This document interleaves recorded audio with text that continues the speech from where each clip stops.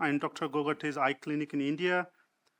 He is interested in cataract, glaucoma, establishments, ophthalmic public health and training. He is managing trustee for Community Eye Healthcare Foundation since 2010, and he is a medical director for Atharva Netralaya and Research Private Limited, Pune, and associate professor of ophthalmology at D.Y. Patil Medical College, Primary, Pune.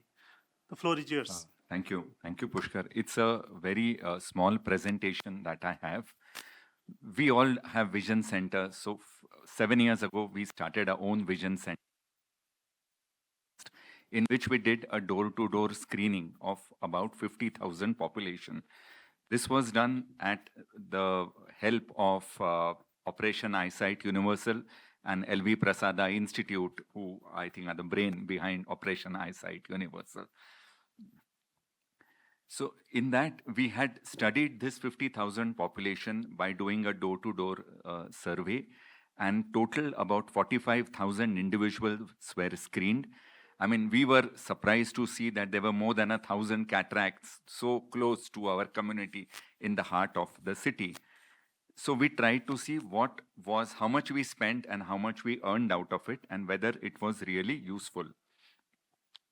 So in the 4 years, the Vision Center has examined about 8,200 patients. This is other than the door-to-door screening. Again, 352 people underwent surgery, 4,024 people were given spectacles, and about 2,000 people purchased spectacles. And if you will see, in all three of the categories, attending the OPD, prescribing spectacles, and taking up surgeries and taking up spectacals, women outnumber men. It's almost 60-40 in all the 4 categories. So that way we were happy, because our team of ophthalmologists, initial 1 optometrist, 4 healthcare workers and coordinator, all 7 of them happened to be ladies. Later, when the optometrist got changed, 1 of them was gents. So this is, we are looking at the patients that are examined in the 8-year-old period. As you can see, there is a dip in year 2000 when the COVID pandemic hit. But except for 15 days, even during the COVID pandemic, the Vision Center was functional. Similarly, spectacles dispense at the center also, there is a dip. For the visions, the surgeries that are done in the Vision Center, again, there is a dip in 2020, but otherwise it has been done well.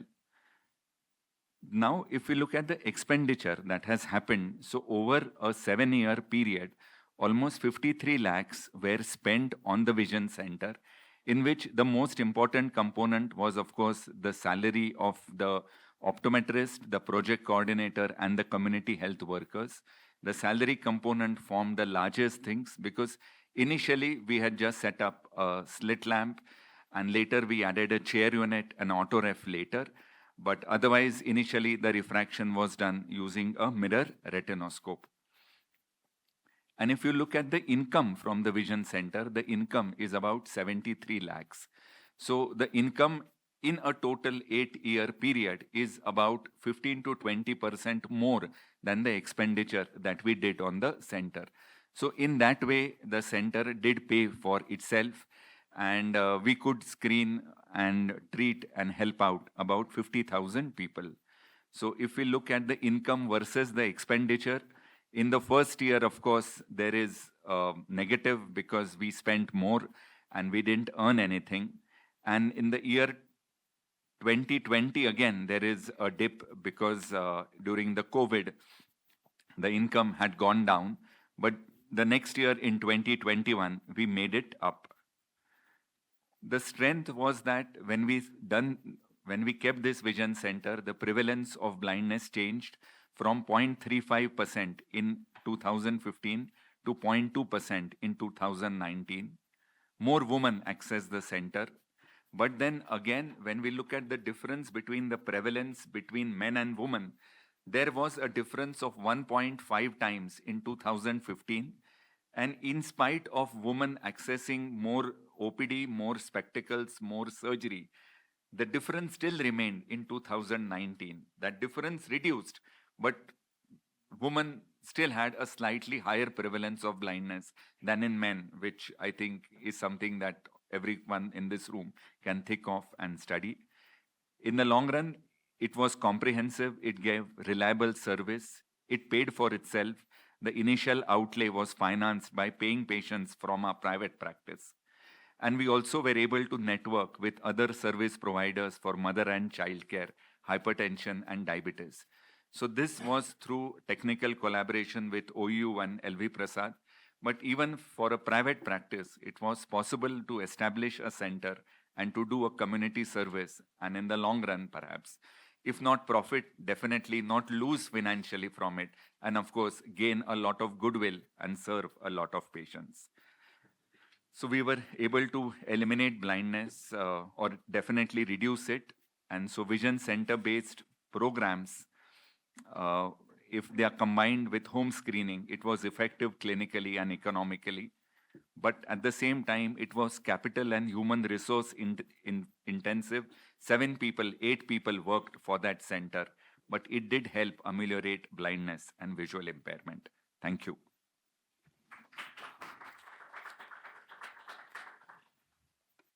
Thank you, Parikshit. Now the floor is open for questions, comments. Yeah, please. Do we have mics, please? Yeah.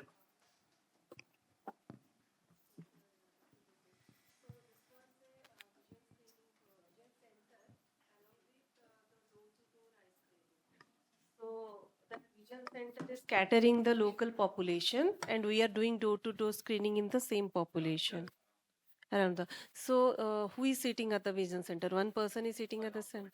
Okay, and the optometrist, and the screening was done by the community health worker.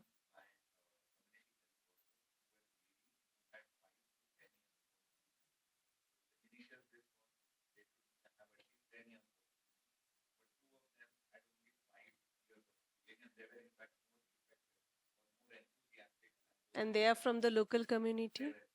It's a kind of vision guardian, you are saying. And they are local volunteers. Definitely, you have paid them. Yeah, but they have okay. And what are the total population you screened was different, and the population who reached the vision center was 2,000.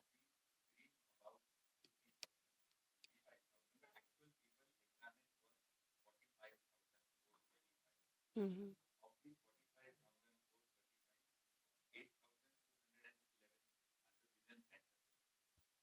Who attended the vision center?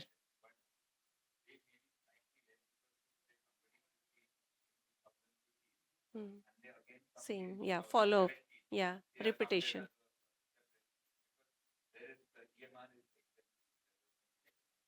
So unique, they may repeated. Okay, that is different, but still it's a successful model. But it is a cost recovery. You have done the cost recovery every year. Yeah, thank you. No.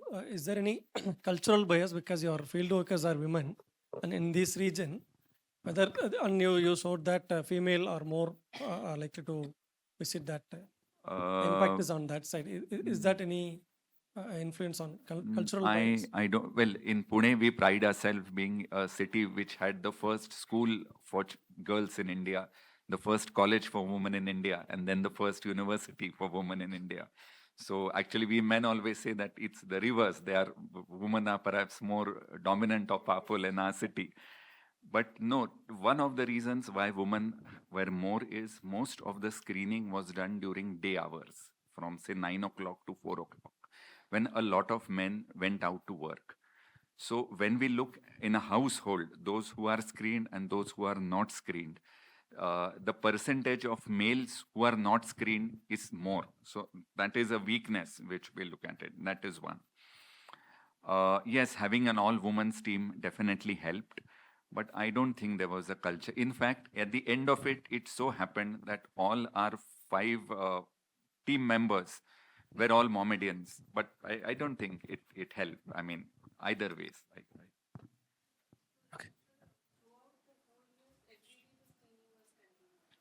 The screening was every day for the first 18 to 20 months. And then they would visit only those who had failed on the first screening. So if perhaps the vision is less than 6 by 60, they will say you come and see at the center. Initially, we would charge 30 rupees for an OPD. It was not free. Then if they didn't come, they would again go and say, okay, we will not charge you 30 rupees, but you still come. If they will still not come, then the optometrist will go and see them in their homes. And if the optometrist also finds that he cannot, I mean, it's like a blind person or micro-ophthalmos or something, then there is an ophthalmologist, Dr. Supriya, she's gone and seen more than 200 people in their homes. In fact, we have another manuscript on this. There were about 60 people who were completely irreversibly blind, who had never gone to any doctor in last 5 years. So we had asked them, how do you feel? Because when we look at a barrier study for blindness, it is either for depression or anxiety.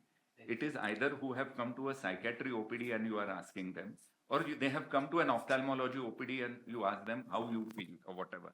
This is for the first time we have seen there in their homes. When they say in the last 5 years, they have never been to anybody. And we were surprised to find that quite a few of them had adjusted, or their levels of anxiety or depression were not very high as we thought. Please keep some time for additional questions. Yeah, please. You are Yeah, making one more Dr. presentation. Yeah, Dr. Ganesh, Yeah, sorry.